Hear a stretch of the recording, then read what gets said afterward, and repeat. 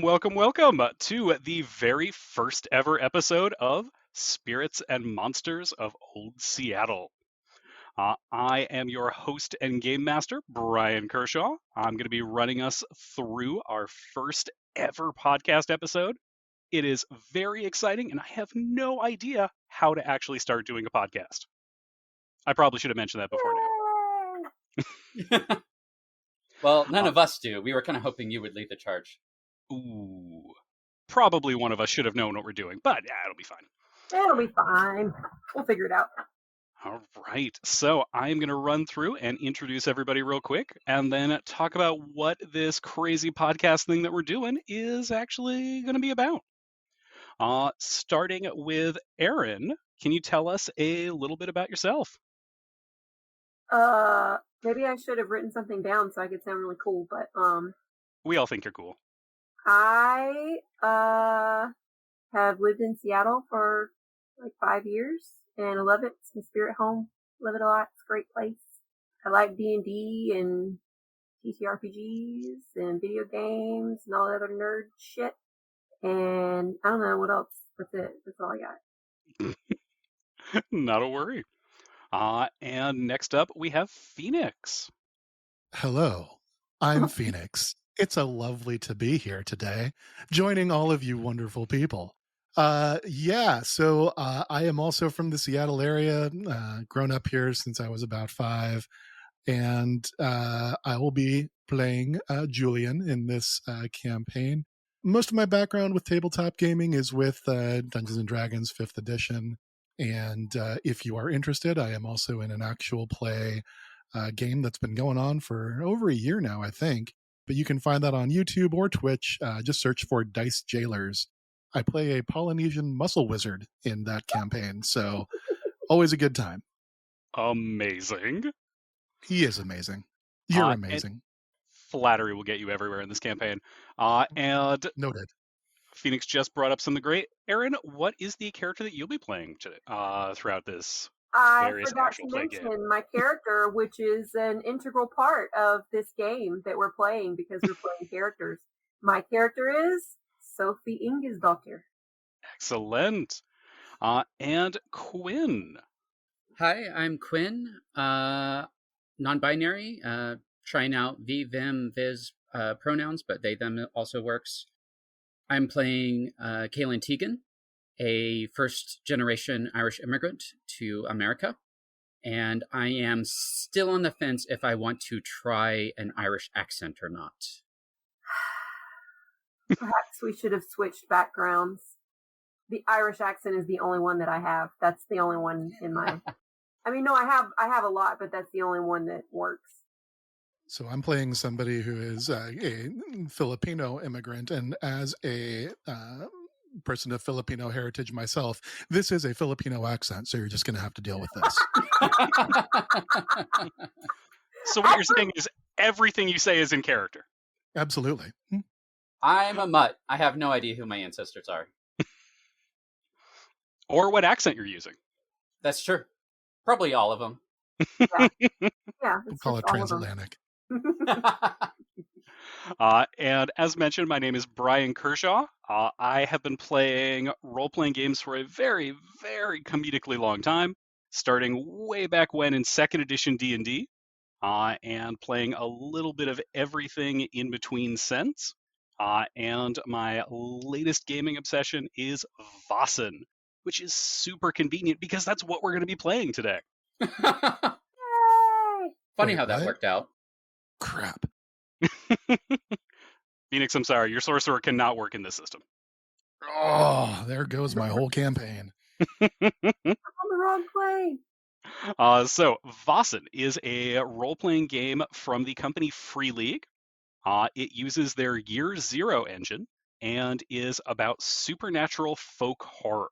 The game typically takes place in 19th century Sweden and will feature things like creatures out of folklore and mythology, like trolls and Vatir and the mare and the neck, which are all very, very steeped in Swedish culture and history.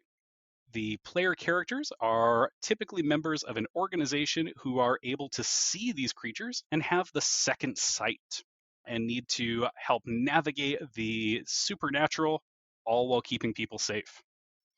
Of course, we are going to be throwing a little curve into the typical Vaesen campaign, and we are going to be having it take place not in the 1900s in Sweden, or pardon me, the 1800s in Sweden, but instead in 19th century Seattle.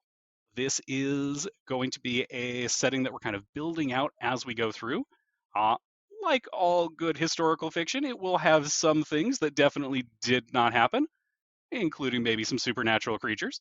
It will have You different don't know. components. It could have happened. I was there. I checked. I believe it because Bryon is old. Wow. Ouch. No. Shots fired. Making a note on which character doesn't make it through the prologue. So we will be tinkering around with some history, keeping some things very accurate, keeping some things very different, introducing some events that never took place or some things that took place later on or earlier on, but fit our time period instead. All right, and without further ado, we've got a little bit of opening introduction. This is a story about history. History isn't about facts or dates or what happened in a heavy old book. History is about memory. It is about how a place remembers itself. And so, all histories are true, even if they don't contain facts. This is the history of two towns in the far-flung corner of the United States at the turn of a century. It's also a history of monsters and ghosts and spirits and gods. But mostly, it's a history of the people this place remembers. Names can change, and some of the details may not be the same as what you'd find in a textbook, but that's because this is the true story of Seattle and Ballard in the year 1888, and the Vaesen that lurk just on the edges. Seattle has grown and sprawled from the few little cabins clinging to the edge of Alki Point in the early 1850s. Men and women have been drawn to the fortunes created by the seemingly endless supply of old-growth timber, pulled from the Pacific Northwest, and countless multi-story wooden buildings line the roads, popping up like mushrooms and ferns under the constant gray skies. Across the waters of Salmon Bay are the beginning of the little town of Ballard. Far smaller than its prosperous neighbor, Ballard is made up of working-class fishermen and dock workers, mostly of Norwegian and Scandinavian ancestry. The little town hides secrets in its shadows and under the eaves of its many shingled roofs.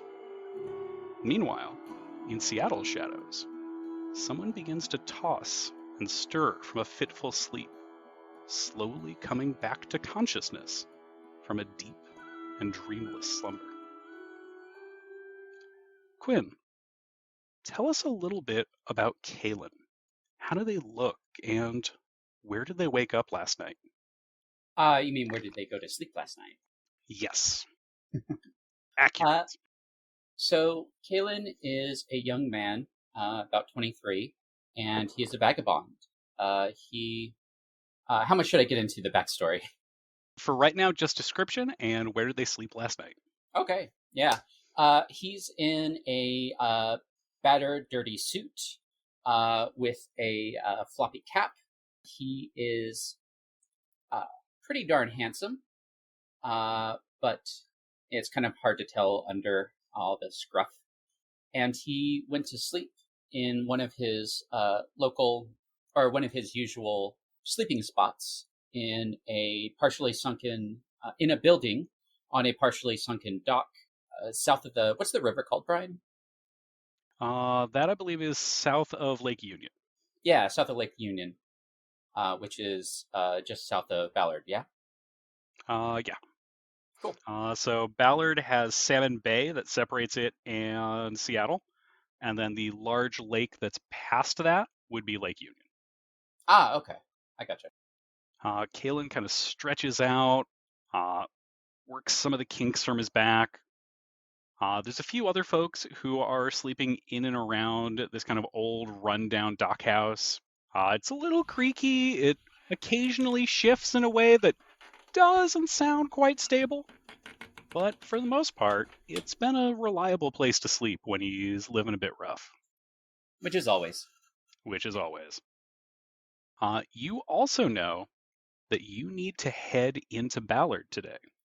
However, there's someone you need to pick up on your way.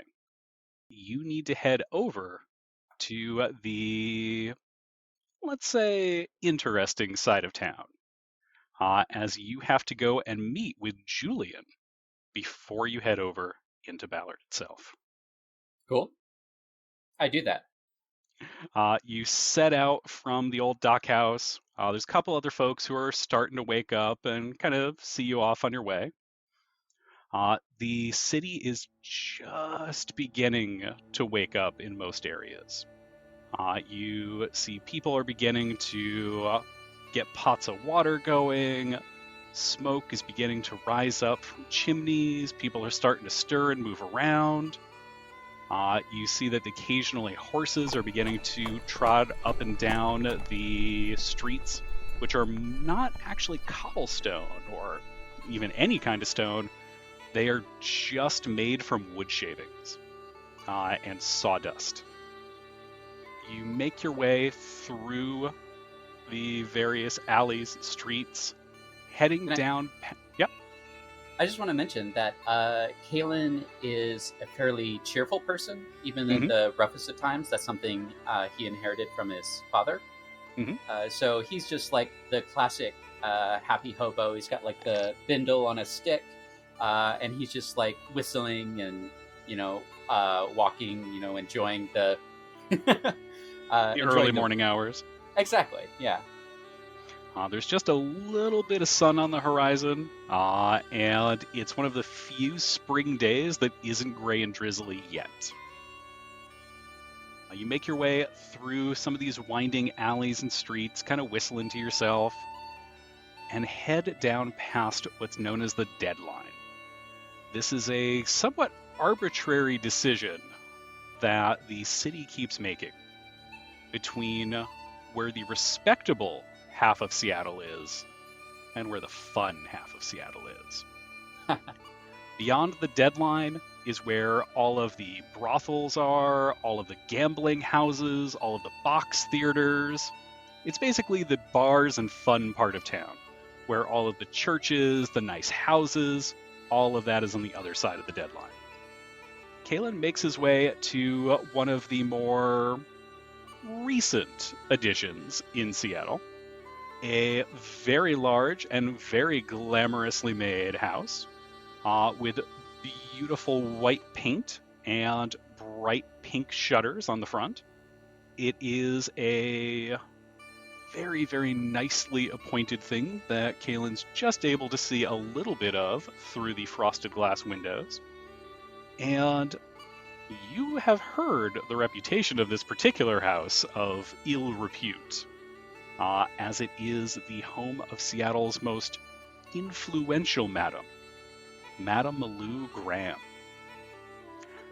And one of her employees is just wrapping up for the evening. Phoenix. Julian has been playing some music to entertain guests into the small hours of the morning. As things had wound down around 3 or 4, was able to catch a quick cat nap, and knows that he needs to head over to Ballard to meet with some individuals later today.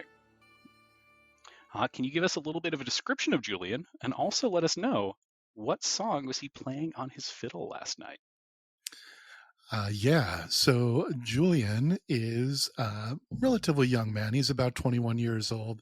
As I mentioned, he is of Filipino heritage, so a little bit darker skin, dark hair, kind of trimmed up on the sides. The top is a little longer and not quite a tight curl, but a relaxed wave that he takes a lot of care to make sure it's looking good. He is dressed to the nines. He is wearing a white shirt that is gleaming, along with a kind of brown vest with some gold embellishments on it, and a blue, halfway between a scarf and a tie, around his neck, just looking dapper as all hell. He definitely is one of the individuals there who mostly provides entertainment in a variety of ways, but is known for his work on the fiddle and piano. And last night he was giving a rousing rendition of Johnny Get Your Gun, much to the delight of the patrons. As you are making your way out of the front of the parlor room, there are a couple of the young ladies who are working there who are just about ready to call it a day and raise little glasses of whiskey or schnapps to you as you're on your way out. He nods and tips a non-existent cap towards them. Ladies, always a pleasure. They are humming the song Johnny Get Your Gun as you're on your way out the door. And I'll have to tide you over till I get back next. Just outside, you spot Caelan, a colleague of yours, happily whistling away. Oh, is that my cue? That could be. Okay. I'm going to try. Are you guys ready? Go for it. We're braced as can be. Yep. Oh, hi there, Julian. What a wonderful day to... Wait, fuck. I was focusing on my accent. I forgot to think of words.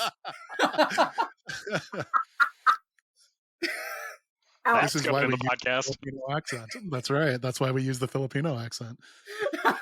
Maybe I should use my Filipino accent too. No, I'm gonna give it a go. Hey, Julian. We believe in you. It's a beautiful day. Nice to see you this morning. God, that was rough. All right. Julian, a big smile towards you, pulls a little handkerchief. It's clean, out of a pocket in the vest, and kind of just smears it up against like underneath your eyes. Ah, yes, you looking like you're having a good day. Pardon, you've got just a little bit of. Let me get that for you there. Oh yeah. Oh, yeah, well, thank you so much.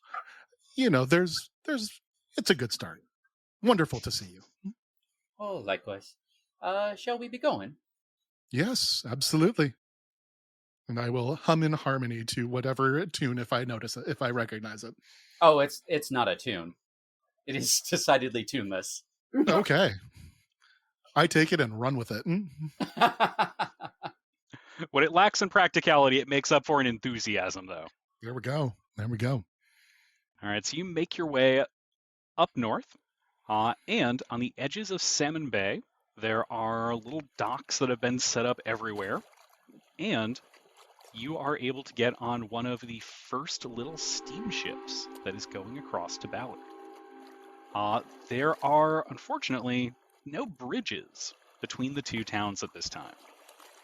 Now, one could take the very long way around all of the different lakes, but that's going to be almost a day's journey.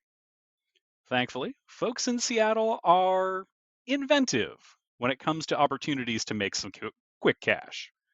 So, they have what's known as the Mosquito Fleet, a bunch of little tiny steamships that are operating most hours of the day, popping back and forth between the communities on the north sides of the water and the south side. So you are able to get quick access to the Serendipity, which is going to be sailing north to Ballard this morning. Oh, I'm so sorry. It seems I don't have my wallet on me. Julian, would you mind taking care of this one for me? Did you even need to ask like I would ever expect? Yes, I've got this taken care of. Julian, you cannot remember the last time Caelan actually had gotten tickets on the steamship. The last time that Caelan, quote unquote, had his wallet on him. Also fair. And Julian knows this, and yeah, is very much.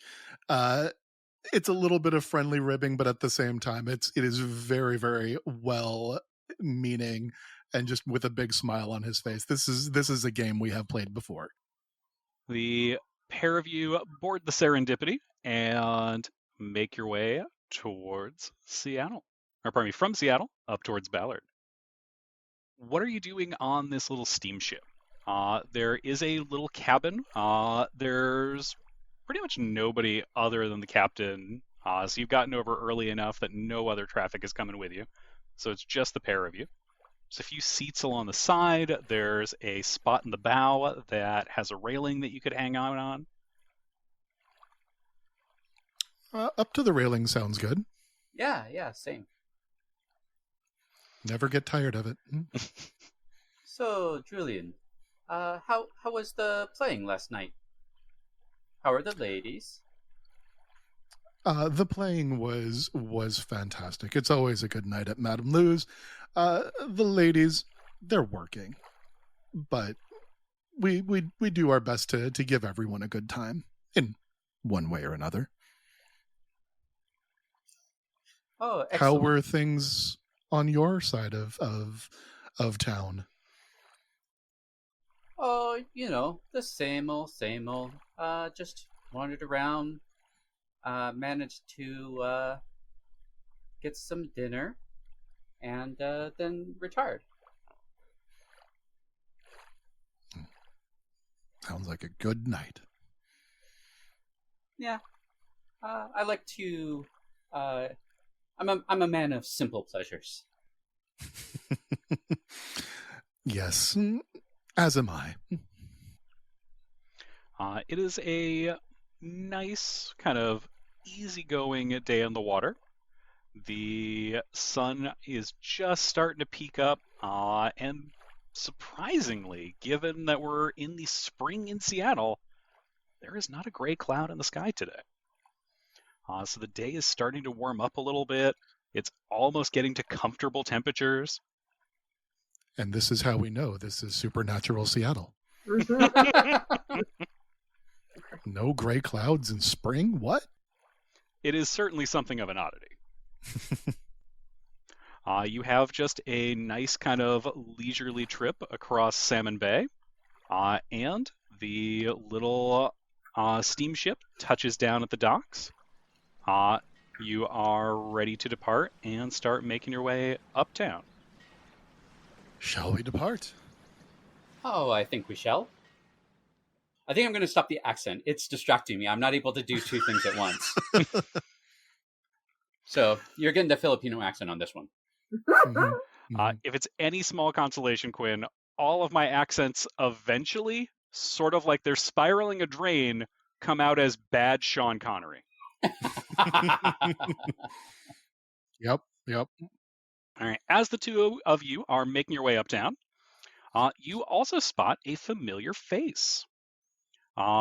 Somewhat distractedly, taking a look at the latest book in her hands, is your other colleague, Sofie. Aryn, would you give us a description of Sofie and tell us what book she is currently carrying? Sofie is tall. She's a little bit older. She's in her late 30s, maybe early 40s. Dark hair, very kind of not stately looking, but she's like a handsome lady. But she's not overly really made up or fancy looking or anything like that. Her clothes are more serviceable, and she almost looks kind of serious. And she's got dark hair in a bun, and she's wearing fairly typical Victorian era, but none of the like extra, like frills or bustles or any of that. She's just I was going to say no ridiculous bustle. No bustle.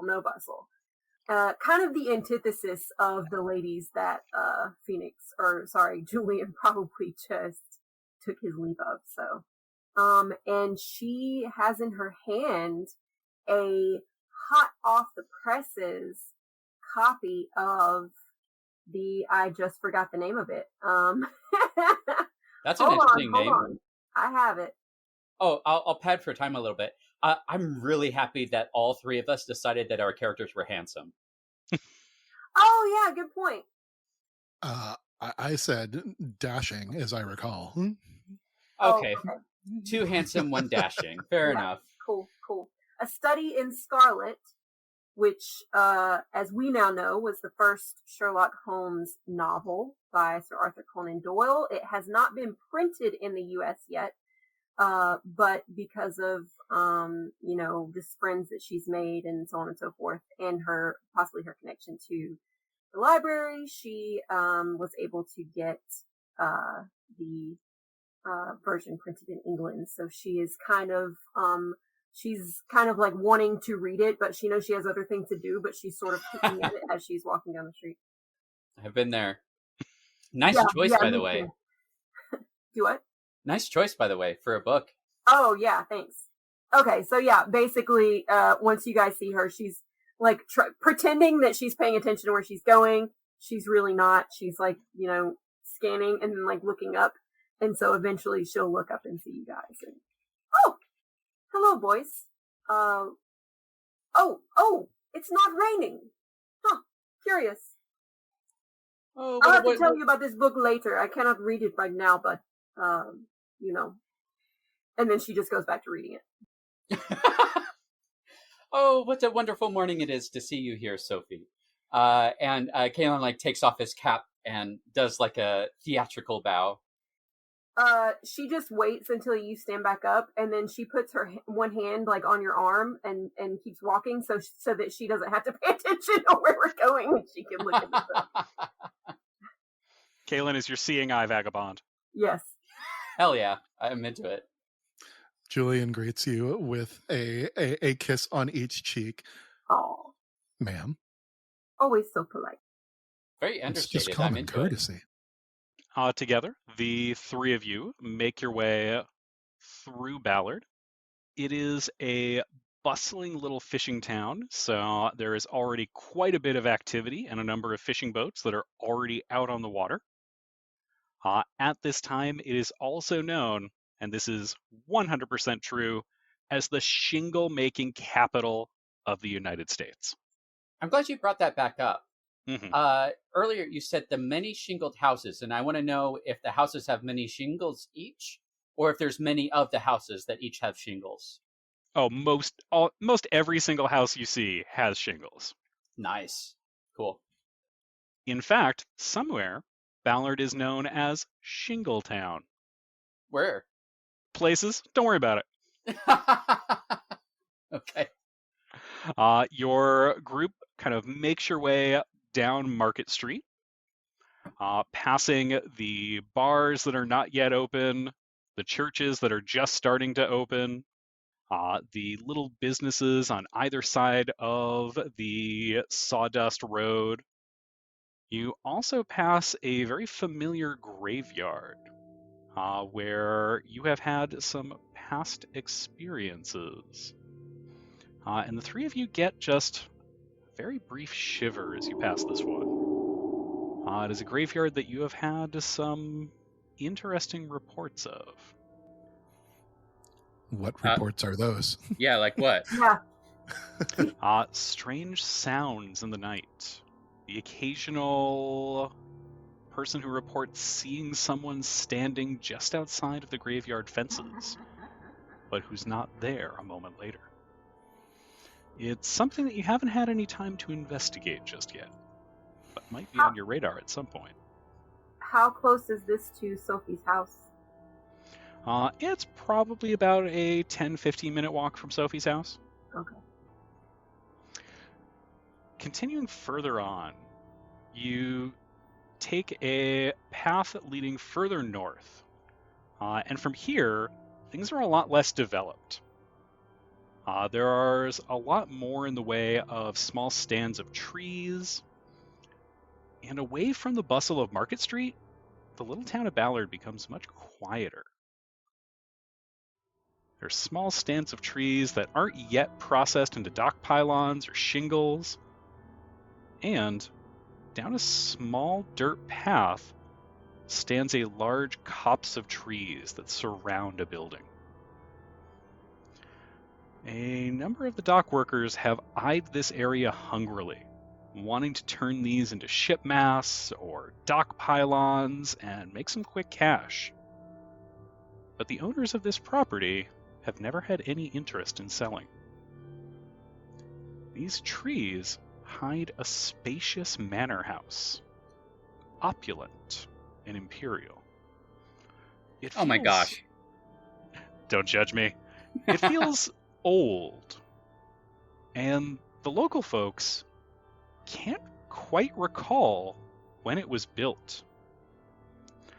Most seem to think that it's always been there, despite the official founding of the town only happening about 30 years ago. A cobblestone path leads up to the rumor-shadowed manor. Heavy leaden glass windows dot the front of the house, providing blurry vision of what's beyond. From the rooftop, leering gargoyles grin down, seeming to almost sprout from the eaves of the building. The door is made of heavy ash wood, and above the iron door knocker is a simple stone plaque with words in Norwegian.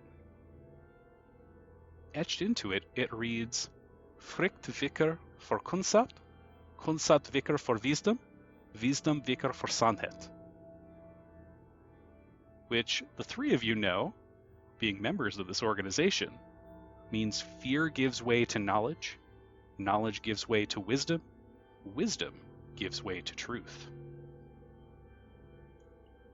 To you, and those in the know, this marks the entrance to a building and an organization called the Library of Metaphysical Knowledge in Defense of Mankind.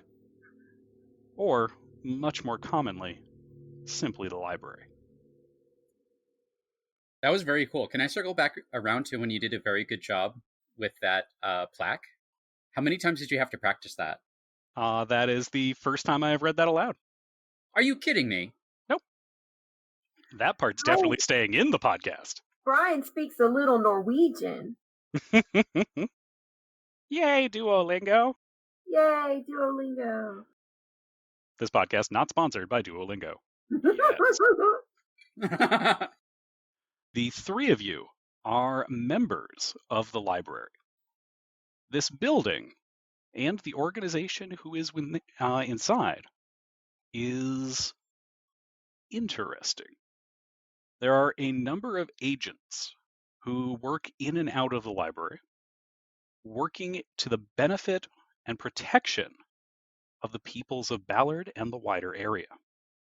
They work to protect them from the supernatural, creatures who are invisible to most, and called Vaesen. Vaesen are supernatural creatures out of folklore and myth. And the three of you have the second sight, the ability to see Vaesen as they truly are, even when they don't wish to be seen. Oh, it's always so much quieter back here. Thank goodness. Is the library equipped with the kitchen? Absolutely, yes. Well, in that case, well, it's still pretty early. Have you all had breakfast yet? I'm just going to go cook up some things, get us started the right way. My daddy always said that breakfast is the most important meal of the day. I'll be cooking up some things. That sounds delightful. Thank you, Julian. Ma'am. Cheers to that. Oh, sorry, what was that, Quin? I was going to say cheers to that and take a swig from his bottle. But now that I'm saying that, I'm wondering if that's an offensive Irish stereotype. I promise it's because he's a vagabond, not because he's Irish. Yeah, maybe that's another thing to cut. Nope, that's first words of the podcast. Oh, And God damn top of it. the morning to you. Takes a swig from his bottle. Then immediately followed by, I swear I'm not being offensive. Well, no, I might be being offensive. I swear I wasn't trying to be. I have a lot of friends who are Irish. I can't possibly be. That's the story of how our podcast got canceled day one. As you open up the door to the library, a young man is on the other side. He is, like everyone in the podcast, handsome.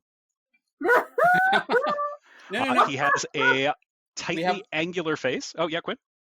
No. We have one character who's dashing, not handsome. Oh, that's fair.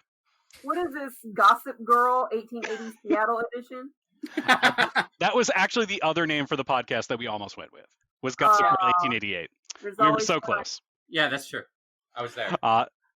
The young man has a handsome face, very angular with pronounced cheekbones. He has a few freckles and never lets a single sign of stubble anywhere on his cheeks and lips.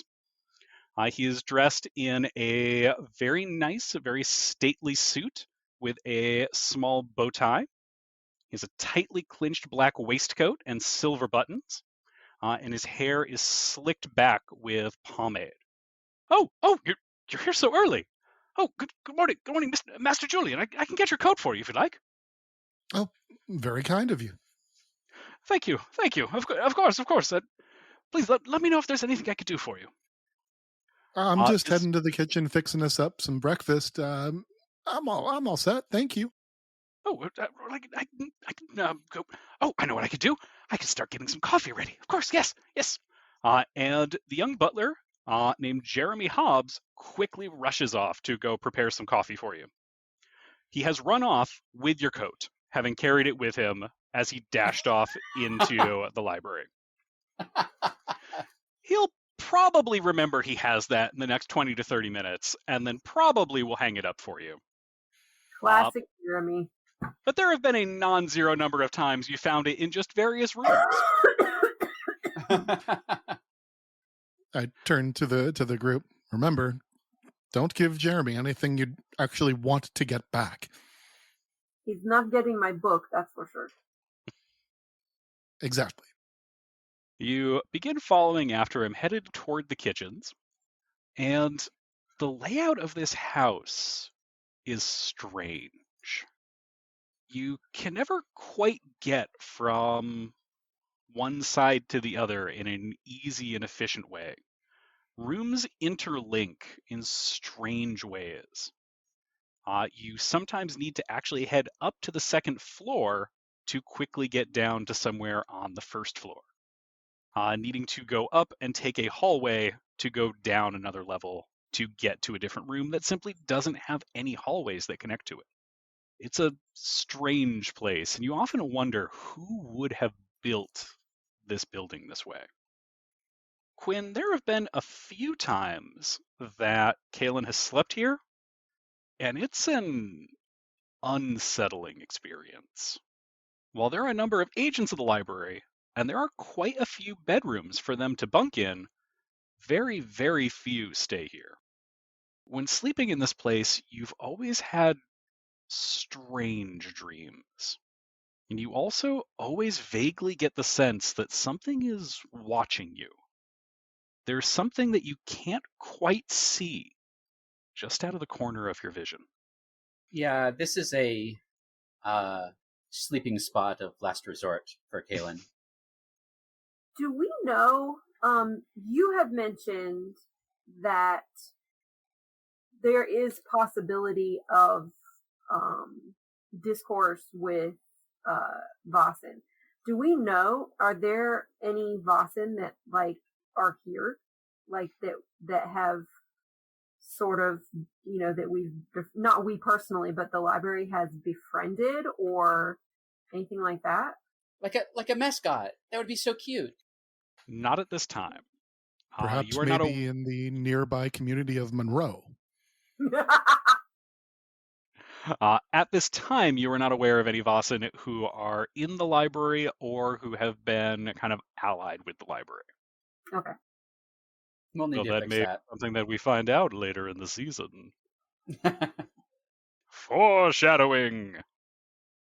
Now, interestingly, to get to the kitchens, you need to take a slightly winding path through the library. And you need to go through the actual library itself at the center of the building.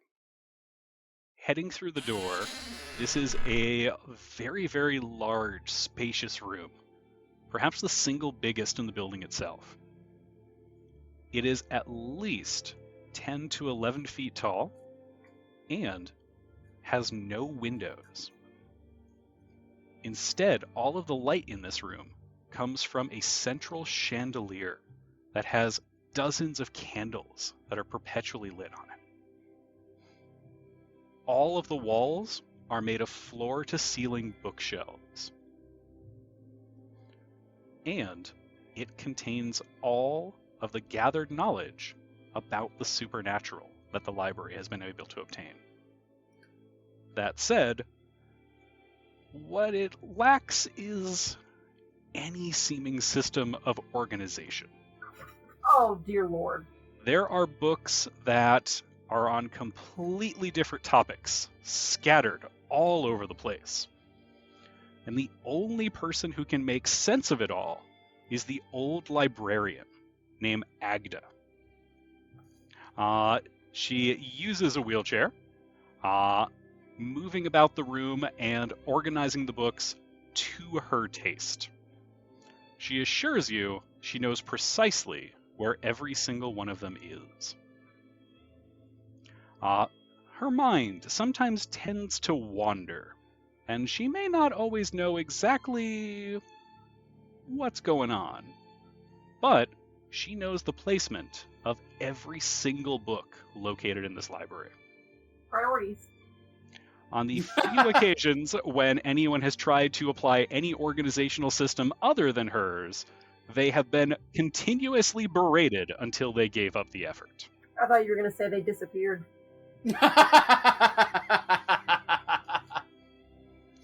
Not as far as you are aware. That'd be way more metal, I'm just saying. She also strikes you as the type of woman who will not tolerate that kind of nonsense. One of her eyes has gone completely white, but the other is still very sharp and is very dark. She also is constantly accompanied by a Norwegian elk hound named Thorn. Norwegian elk hound? Mm-hmm. It is a big old boy. It is a gigantic dog who looks somewhere between a husky and a wolf, and in Norway was used for hunting elk. That has to be a big-ass dog. Yerp. Oh, it's a good boy. It is at least 4.5 feet at the shoulder. The dog has a kind of pillowy bed that's set up off to the right-hand side of the room. And as the group of you walk in, you start to hear thump, thump, thump, thump, thump, thump, thump, thump, thump, thump, thump, thump, thump, thump, as its tail is happily hitting the books behind it. Outstanding. And what's his name? Thorn. Thorn. Thorn, like what you would find on roses. Yeah, that's what I said. I'm guessing the N didn't come through. That's a good name. Please remind me, what was the butler's name? Jeremy what? Jeremy Hobbs. Hobbs. Seeing Thorn perk up as we walk in, I will make my way to the good boy and just lean down and give him some scritches behind the ears. I probably don't have to lean down very far for this. And as you start doing so, that back foot just suddenly starts going. And it's a heavy thrumming sound when it starts hitting the ground as he's like doing the happy dog leg dance. And boom, boom, boom, boom. I start singing a little bit, just kind of quietly, just in time with his tail thump. And as he speeds up, as he gets more and more excited, Thorin, we've gone over this. You need to keep better time for me if we're going to be doing this. But I continue to give him the scritches. I'll wander over, or Sofie will wander over and hear that. And perhaps it is you who needs to keep better time with him, Julian. Now, Agda I'm makes sure her way you've over read towards some you. books on musical theory. Everyone knows the drummer sets the time. Exactly. Are you breaking my dog? If by breaking you mean giving the good boy that he is some well-deserved pets, I hope that's not a problem, Agda. His head at this point is turned like 2/3 of the way over, just trying to like find just the right spot. No, Agna, of course. I have come to bring him his little piece of cheese as usual, and she'll reach in her pocket and get out a little hunk of cheese that she, Sofie makes cheese now, I don't know. And, Just carries cheese in her pockets. and, I mean, honestly. And, she'll give it to him, and then she'll walk over to Agna and take out a wrapped piece of cheese, and like a little wedge of cheese. And I've, of course, brought you some as well. Eh? What's this then? It's cheese, Agna. Remember, I've brought you. You really like the cheese that I bring you. This is the same cheese again. It's all right. It's delicious. You just try it. She kind of wrinkles her nose over it. Takes a tentative little bite out of a little corner of it. Oh, this is pretty good. Thank you. I'll have to remember to ask you about this. I'm sure you won't, but that's all right. Caelan is a big fan of Thorn, but he's also he's chill with animals. He lets them come to him. And then also he is trying to hide from Agda. And why is he trying to hide from Agda? She thinks he's disreputable. Excellent. Excellent. Then I think, Quin, it's time for the first roll of the game. Oh, Nice. Could I get a stealth check from you? Sure. Should I just go for it, or do you want to talk a bit about how it works first?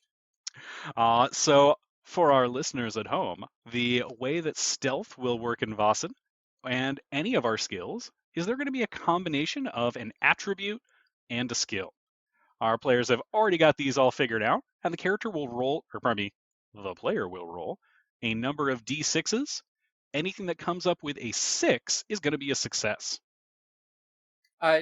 In case anyone is new to TTRPGs, D6s are 6-sided dice, the normal ones. You know, the normal dice. Yep. All right, so here goes stealth. Go for stealth, that is stealth plus precision. Mm-hmm. And I got 3 successes on 6 dice. Dang. All right, you are quite confident. Caelan quickly makes his way kind of onto what he knows is Agda's blind side. And he is able just to kind of hide as she moves her chair around the room, as she's talking to Julian and taking the cheese from Sofie. okay. I was gonna ask if I could give him a bonus, but I see he already rolled and blasted it. So cool. V already rolled. I'm so sorry. God. Okay. So you are quite certain that you were hidden.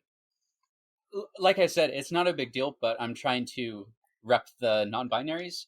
I know, but yes, absolutely. But I was actually thinking of your character, and then it's not your character that rolls. Yeah. Fair enough. Aryn, I did the same thing earlier when I'm like, when the players roll dice, and I'm like, when the characters roll a check, I'm like, wait, right. the character's not real I'm people. like, Caelan rolled. No, Caelan does not carry dice around that he rolls whenever he wants to do sneaky shit. Well, he might. Yet. I mean, I guess he could, yeah. I want special magical dice that give a bonus to stealth check when he rolls them. That's it. Yeah, that's the new memento. The curse is that they clack really, really loudly sometimes. but only on crit fails. Mm-hmm. Yeah. Yeah, so I love the idea that Caelan's like he's like one of those like superheroes that isn't technically invisible, they just know how to stand in your blind spot. Which admittedly, when one of her eyes doesn't work, is a larger blind spot. Yeah, he's working up to people with 2 functional eyes. Mm-hmm. He's practicing with her. Stealth training wheels, that's Agna. You see that there are a number of desks throughout the room as well, which have various books piled upon them. Some of them you used very recently while investigating the Vaesen. One eternity later. All right. When we left off, before describing terrifying food that will warrant a fear check, the 3 of you were in the library. There are floor-to-ceiling bookshelves. There are little desks and tables and nooks for reading all of these different books. There is a massive Norwegian elk hound who is enthusiastically leaning into scritches and starting to knock Julian over. And there is a Caelan lurking and hiding in old Agda's blind spot.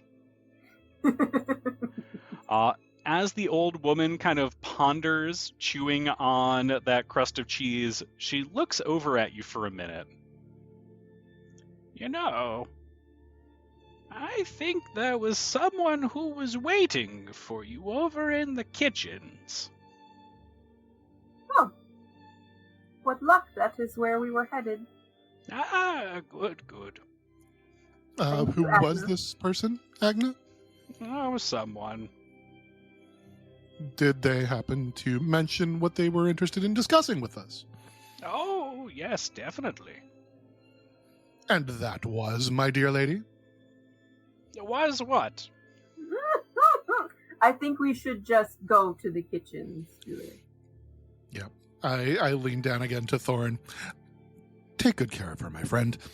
And you just immediately get dog kisses on the face. Oh, puppers.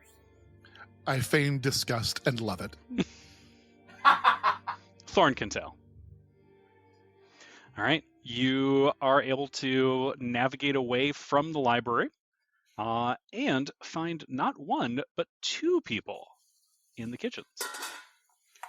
Jeremy is there, noticing that he's still carrying Julian's coat. We know where it is. Yep. And the leader of the library is there. He is an older gentleman named Matthias Knudsen.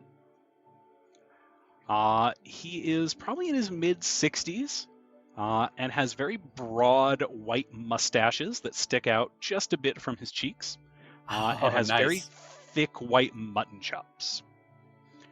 He has wire rim spectacles that he always has on, and he has a very frequent smile. He always looks very happy to see you all. And his eyes have a little bit of a twinkle, like he's sharing a private joke. I don't trust him. That said, he also has several long scars that run up his cheek, past his ear, and into his hairline. He dresses in well-tailored suits, although he typically skips wearing a tie.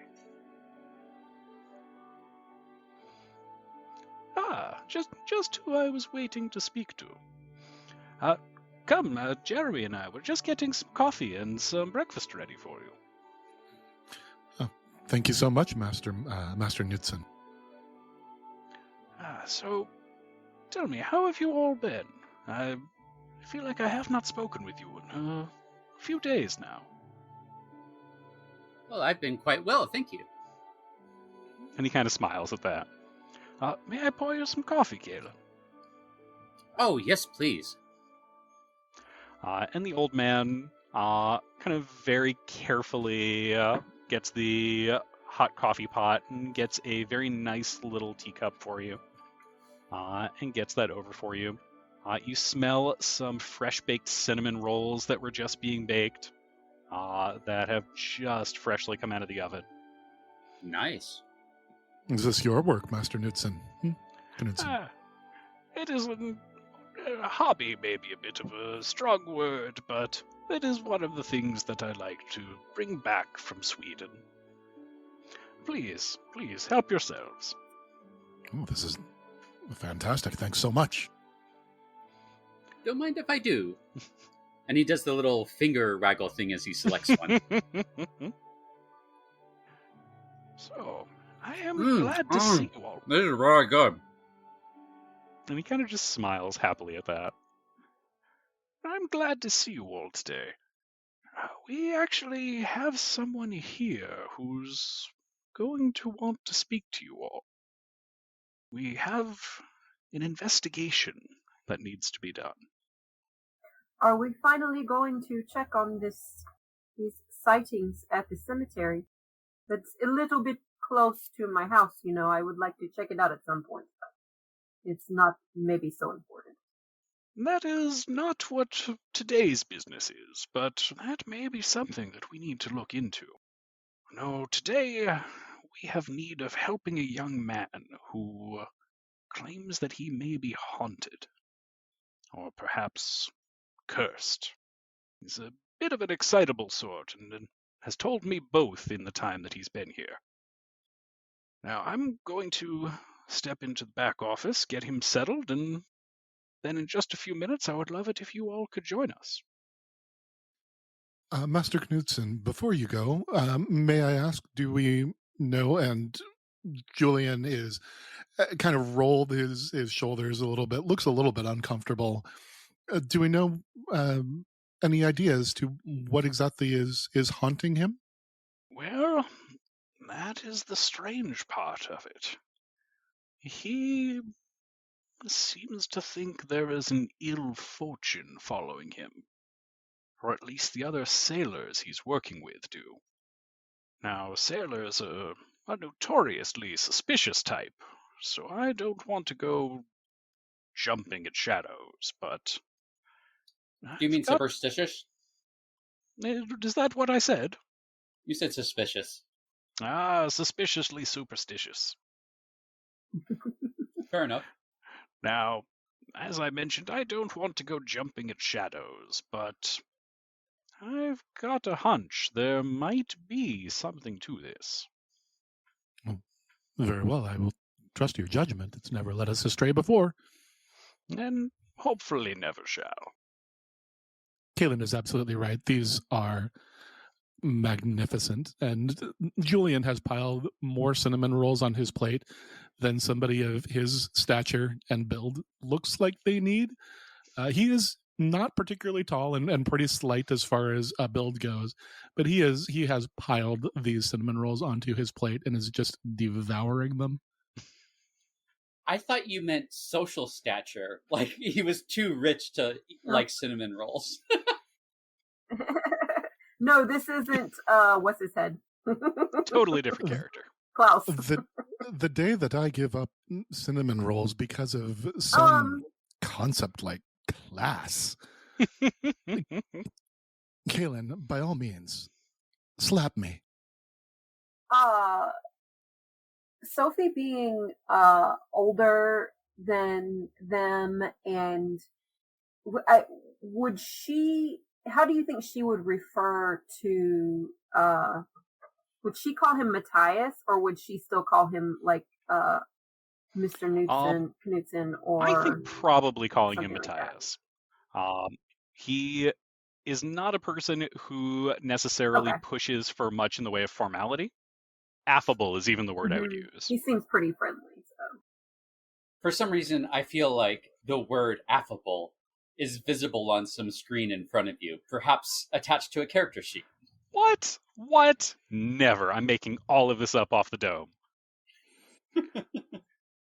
Knowing that is Matthias's kind of demeanor, Julian is even more making sure that he always refers to him as Master Knudsen. Mm-hmm. And he always has kind of a sly chuckle every time you do. Now, I'm going to just go and get that young man settled. And one last thing. He picks up one of the last cinnamon rolls and plunks it onto Julian's plate. Now, that's squared away. Give me just a few moments to talk to him, and then feel free to come in and I'll introduce you. Julian just gives him a very friendly and happy just squeeze on the hand. Not a handshake, just kind of squeezes him. You're always taking care of us. He kind of chuckles at that and leaves with a spring in his step, heading into his office, which is a hallway over. Anything the three of you want to talk about or do while you're in the kitchen? Yeah, I just rolled another stealth check, 1 success on 6 dice. I want to steal one of Julian's cinnamon rolls. Now, that is going to be an opposed test. Julian, would you like to make a vigilance test to stop this cinnamon roll theft? I'd rather use other stats, but if that's what I need to use, then sure, okay. So for anything that's kind of perception-based, it would be vigilance. Yeah, no, 0 successes on 3 dice. Booyah! All right, we've reached our first player versus player conflict in session 1. The fight over the cinnamon roll. Yeah. I don't notice you taking it, but when I see you chewing on it, I stab you with my... No. The game took a dark turn. Sofie is just disregarding them, and she has gone to the coffee pot, and she has just, as Julian was eating his cinnamon rolls, Sofie has And we've pounded immediately established exactly who each character is in one quick kitchen-based scene. Julian with a plate of rolls, Caelan with one stolen and shoved immediately in his mouth, and then 2 black coffees just knocked out like they're nothing. Yeah. Caelan puts just a splash of what is called Mountain Dew. Nope, I'm going to veto that one. No, it's true. It's real. It is. God, no. It's real. It's a drink called poteen or pachin, and other names for it are Irish moonshine and Mountain Dew. My God. It's also called, moonshine is also called Mountain Dew in like the Appalachian Mountains, which probably came from Irish moonshine. So he just pours a little splash of that in his coffee, and he's going to go to is there like an attached bathroom or like maybe like a wash basin or something? What he's going to do is he's going to pull out some like shaving supplies he's stored there and like clean up his face a bit, get rid of some stubble, wash his face, that sort of thing. It's not a full shower, but yeah. He's showering at the gym. You absolutely can find a wash basin in here. There is some cold water in there. You're able to use the reflection from a pan to be able to kind of see clearly enough to do some quick shaving. Nice. Anything else from Julian or from Sofie? Nothing from me. Sofie might take a quick peek at the spice rack in the kitchen and borrow some spice or something to put in a cheese experiment later. Okay. They have all kinds of things up there. Most of them in small little ceramic jars. Some of them are unmarked. Some of them are the common stuff that you would expect, although most spices are somewhat difficult to obtain at this time. She will gently smell a couple of them, like not, she's not going to snort it, but she'll smell a few of them and then do a line of paprika. Yeah, do a line of paprika. That makes me want to sneeze, like just as I'm thinking about it. She'll take one and then she'll scribble a little note on a piece of paper and set it in the spice rack I'll be back with this and more cheese. Caelan turns to his comrades and says, so what do you guys think it'll be this time? Or guys, that's probably not the colloquialism. What would it be? What do you folks think it'll be this time? My fellows, my friends, or something like Allies. Comrades. Compatriots. I feel like that's so, compatriots maybe. Yeah, because I feel like comrades is a little too formal and like, because like I feel like we're friends. Get down, Sammy. I feel like we're friends, like, right? I mean, that's up to you. Anyway, what do y'all think it's going to be this time? Let's see. He is being haunted. It could always just be one of his fellows playing a prank on him too. There was, that one that we found that just had a dog following him, and the whole time he thought he was, haunted or cursed or something because he kept hearing all the noises and it was just a dog. So, I mean, it was a black dog, so that's understandable. True. So it was in his favor. It was hard to see at night, but yeah. I think it's a striga. Is that a thing my character would know? Is that a thing I would know about? As somebody from Ireland, probably not.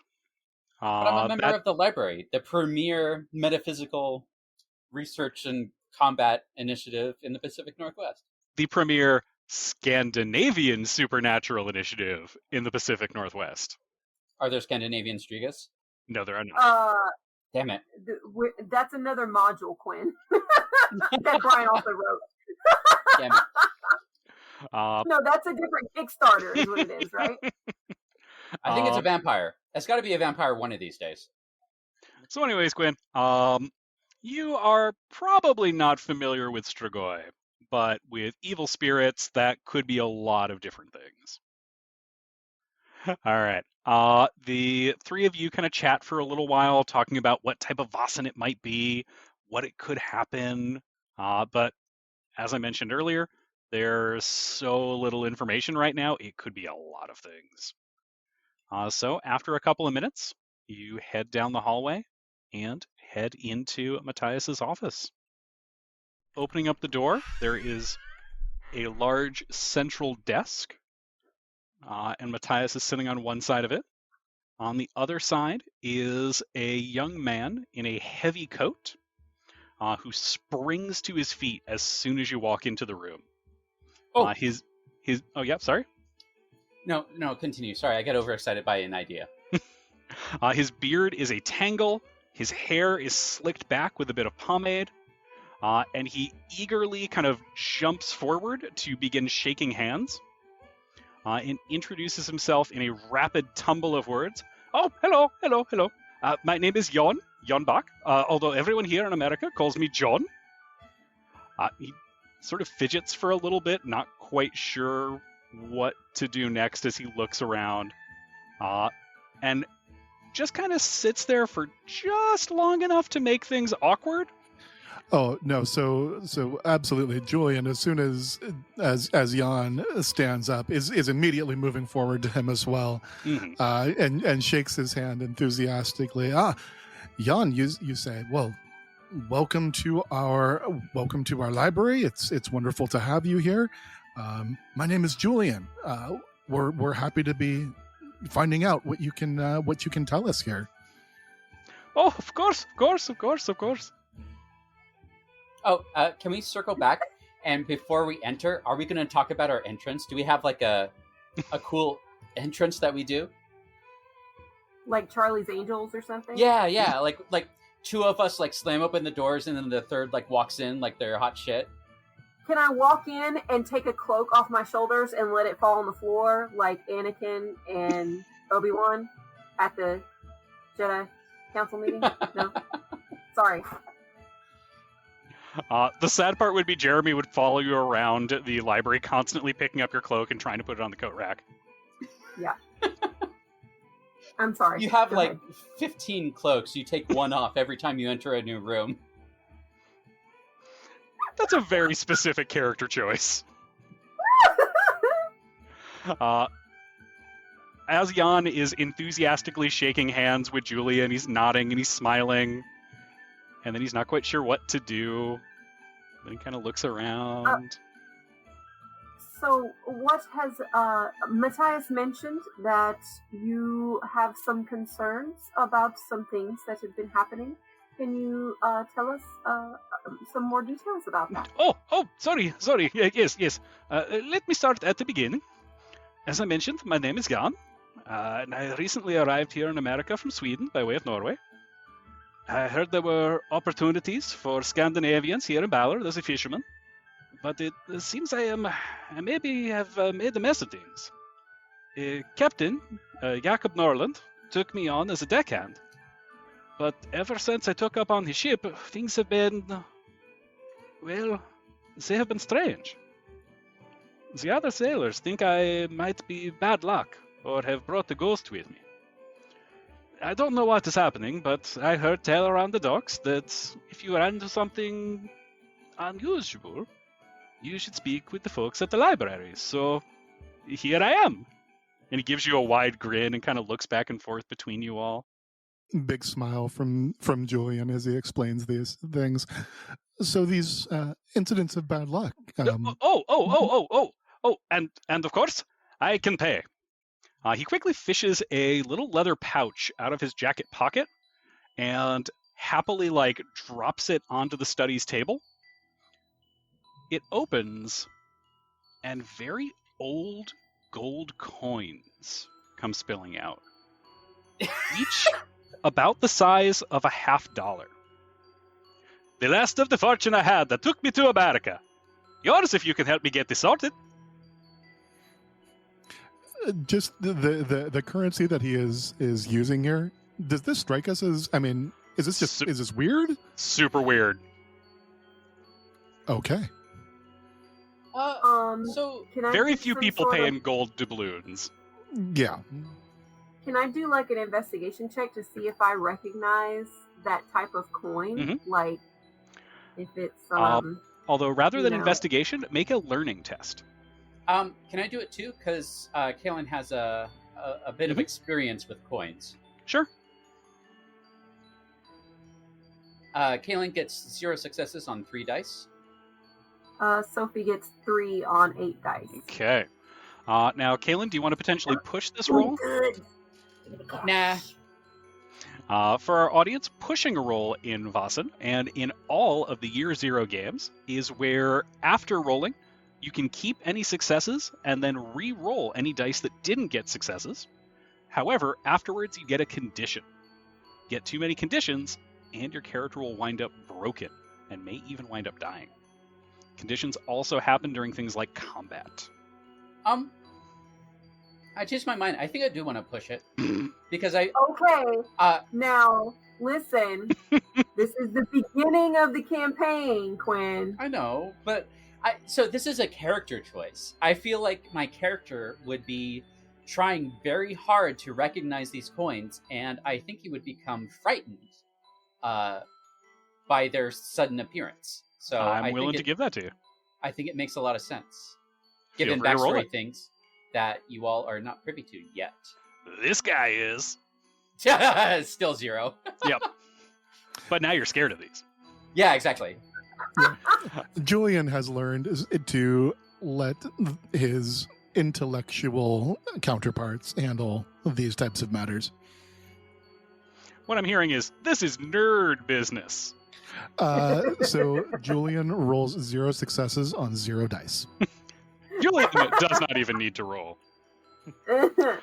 So, Sofie, you're looking over these coins. They are interesting. Not only are gold-stamped coins something that one does not see every day, but they feel ancient. On one side are the faces of kings, on the other, mythical beasts, but they are exceptionally worn away, as if they've passed through so many hands that the finer details have all been slowly worn down on them. Now, while there is an obvious value in literal gold coins, The value these would have to a collector of antiquities or relics would probably be priceless. And you suspect there may be even more going on with these coins, although you would need some time to study them. Caelan crosses himself and takes a step back, but he crosses himself like in the wrong order. Oh. I will pat Caelan's hand and just say, "It's all right, Shara. I will explain to you later." How? And, sorry, quick. go ahead. Yeah. So, quick question on this. So, yeah, Julian doesn't know anything about these coins other than that gold coins. Mm-hmm. How does this? I mean, just visually, how much does this look like compared to the library's usual fees? Does this look like, oh my God, he just dumped out, way more than we would typically be? Oh, yeah. Okay. So to say that the library has a sliding scale is probably the easiest way to put it. Okay. They don't even necessarily charge to help people, but Jan seems enthusiastic to make sure that you are all paid. Maybe it's a trap. Sofie will kind of sit at the table to get a closer look at the coins, and she will, like, she's not just to preface this, she's not doing this in a studied way, like she's not trying to, get attention or be cute, but she will just sort of look more closely at them, and she'll say, as we say in Norwegian, there are ulverimusen. Matthias kind of cocks his head to the side a little bit. But he lets it go. Sorry, what was that? Did I miss a joke? Oh, I'm just something is strange. Something is afoot. I think our new friend is correct, and there's something odd going on here. But we will need to. Oh, I'm slipping into an Irish accent. There I go. Nice to see you, Pharaoh. Yep. Thanks. Yeah. Anyway, you missed a perfect time to say the game is afoot. She hasn't gotten to the part of the book yet. You interrupted her on the walk. I know. It's not. I'm not far enough into it. Jan just immediately turns to Caelan and says, "She said there are wolves in the mouse." What? I don't know. Yeah, I thought it was a weird thing to say. It's a figure of speech. It's a figure of speech. It means there's something weird going on. I will start saying it as well. There are wolves in the mouse. Well, it doesn't have the same ring in English, does it now? But there, now that you mention it, why would there be wolves in a mouse? Typically, I believe it goes the other way around. Right, you would think, but maybe that's why it is about something weird, because a wolf in a mouse is a very strange thing, right? Like, that sort of makes sense as a euphemism or something, right? Yeah. Anyway, where did you get all this money from? And yes, my friend, this is far too much. I believe in paying people who help me. It is the least I can do. You said this was the last of your coin. I will be fine once I become a successful fisherman. Now, this was the last of the money that I happened to find while working back in Sweden.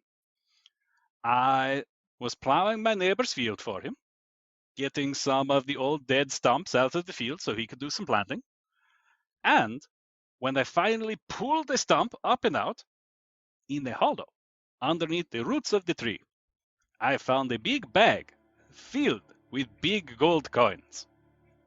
So I said to myself, Jan, this is an opportunity given to you by God. So I headed out and booked passage on a steamship to America. Caelan is just like shaking his head. Jan looks just really excited about this. What is Matthias's reaction? Yeah. Matthias is just kind of watching it all. He's got his fingers steepled under his chin and is just kind of listening to all that's being shared. did strange things start happening to you on the way here, or was it just recently now since you have been here? It has only been recently. On the steamship, everything was fine. Traveling by the railroads across the country, everything went good. But once I joined up with Captain Jakob Norland, things started to go a little bit strange. I joined his crew aboard his ship, the Fiskesåker, about 2 weeks ago, and things have been happening. Ropes have gotten... Yeah? Can you give us some examples? Oh, yeah. Ropes have gotten tangled that were previously fine. Knots have been coming undone. Rips appearing in the sails overnight. The other crew, they have said I am the bad luck. Or maybe that ghost is chasing me.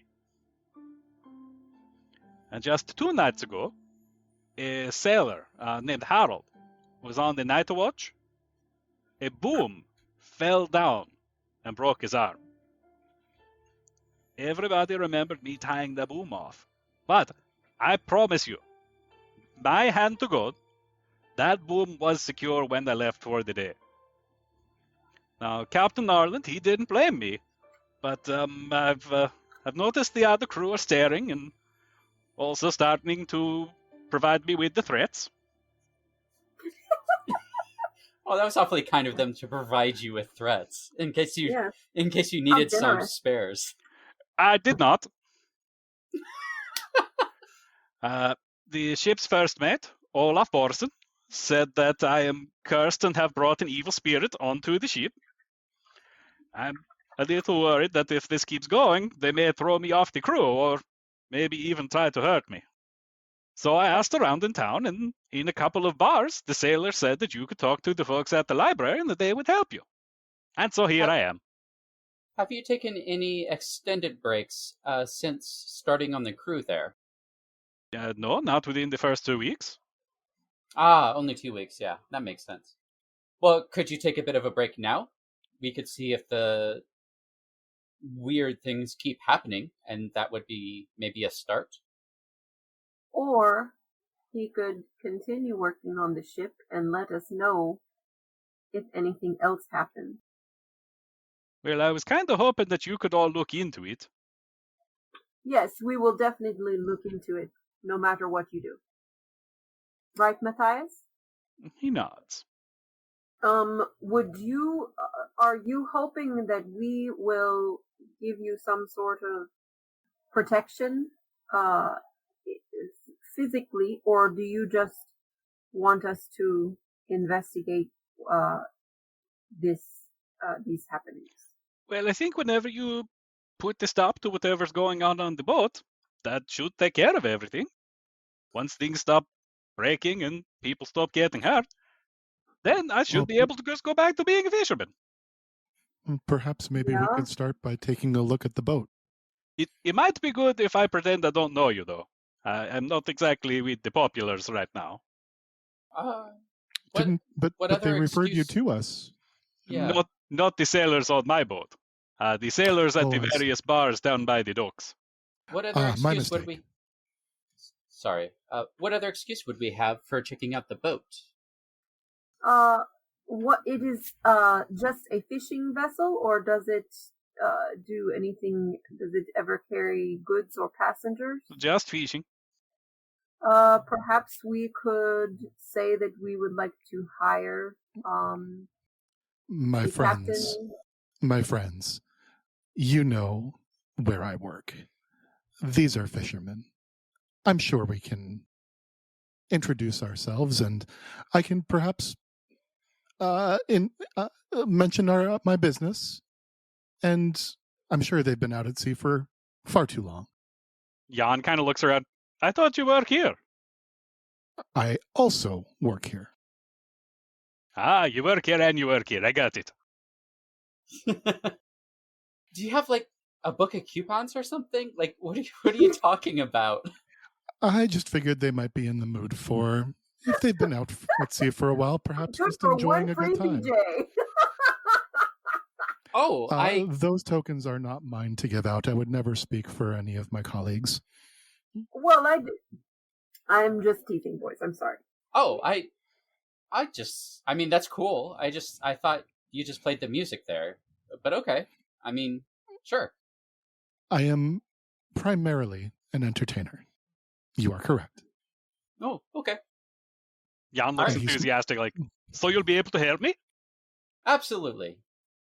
I think we can figure something out. Great! No, absolutely. I had the good feeling about you all. I knew you'd be able to help take care of me. But do continue being careful.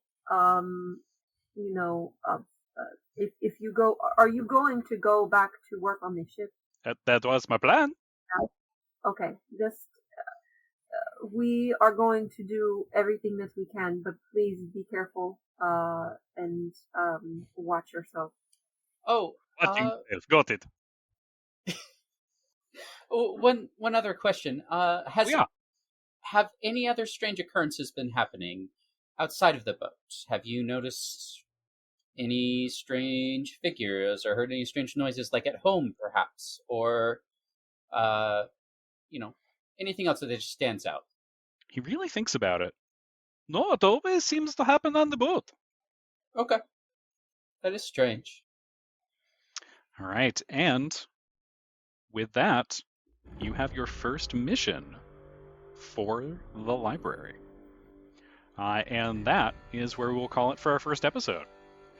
What's Okay. Oh wow! what is this arc called? Is it the Jan Chronicles or the Yanicles? The Yonicles. So our... That's the name of this episode, the Yonicles. All right, I'm going to stop the recording because we're not going to get better than the Yonicles.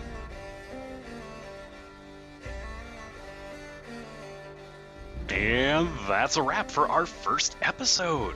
The Vaesen RPG is created by Free League Publishing, and if you made it this far, you probably are interested in role-playing games, so you have gotta check this thing out. The art is all done by Swedish artist Johan Egerkrans, and it is absolutely stunning. As soon as you open the book, you're going to be pulled in, you're going to want to start playing. Speaking of the Vaesen RPG, the music throughout our episode was created as part of the original Vaesen soundtrack by Andreas Lundström from the Sweden Rolls podcast.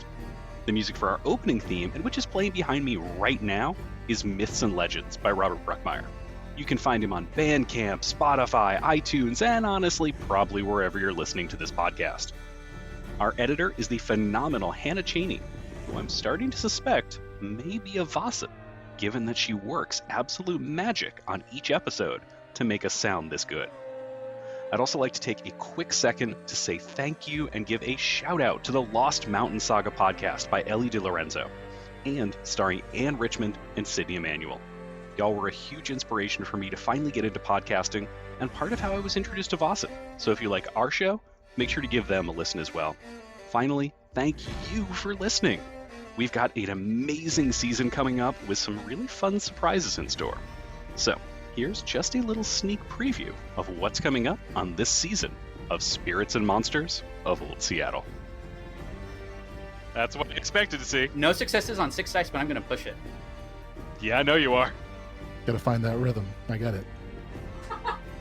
We're going to get flagged as an explicit podcast, aren't we? That silence means yes. You hear him grunt between kind of clenched teeth. How dare you! I raised you better than this. What? Sophie, would you mind if I took your bed while you go and join him on the couch? Julian, do not push your luck. Okay, we can share. The injuries in question are gruesome looking. We're talking about things like cracked open skulls. Oh. They're alive, but they're a bloody mess. Broken bones, grievous wounds. You know, she was taken from me when I was quite young. I believe I was about 14. And, no, who took her? Well, one day I shall find that out, Caelan, and then there will be hell to pay. But until then... Until this strange storm eventually passes. What the fuck?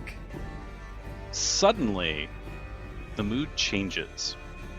They look angry. Just pissed. That guy who was at the table gets up and just flings the chair that he was standing at. Shit. And suddenly, the three of them come staggering towards you. One of them grabs one of their beer steins in hand, and the others just have balled up fists.